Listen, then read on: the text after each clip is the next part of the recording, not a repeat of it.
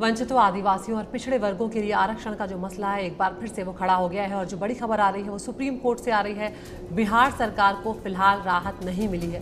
Supreme court ने Patna high court के फैसले पर रोक लगाने से इनकार कर दिया है। हाई कोर्ट ने वंचितों, आदिवासियों और पिछड़े वर्ग के लिए आरक्षण को 50% से बढ़ाकर 65% करने के कानून को रद्द कर दिया था।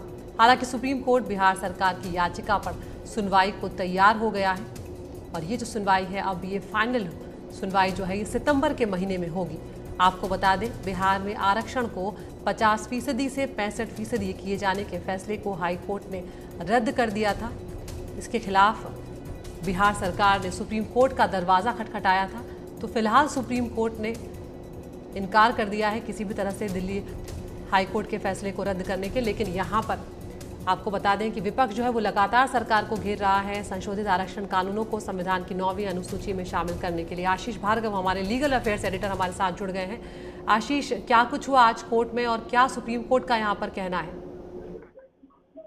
जी देखिए, कोर्ट ने साफ तौर पर बिहार सरकार को राहत नहीं दी है और बिहार सरकार की जो मांग थी लगातार के अंतरिम स्टे कर दिया जाए हाई कोर्ट के फैसले को, सुप्रीम कोर्ट ने साफ इंकार कर दिया। चीफ जस्टिस डीवाई चंद्रचूड़ ने कहा कि हम कोई भी अंतरिम रिलीफ देने नहीं जा रहे हैं, अंतरिम रिलीफ आपको नहीं देंगे, ना ही इस मुद्दे पर कोई नोटिस जारी करेंगे। दोनों मांगों को ठुकरा दिया और कहा कि हम इस मुद्दे पर फाइनल सुनवाई करेंगे सितंबर के महीने में।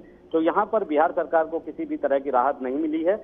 20 जून को हाई कोर्ट ने फैसले को असंवैधानिक करार देते हुए इन कानूनों को रद्द कर दिया था, जिसमें वंचितों के लिए, पिछड़ों के लिए, आदिवासियों के लिए, इन सब लोगों को जो आरक्षण था 50% उससे 65% कर दिया था।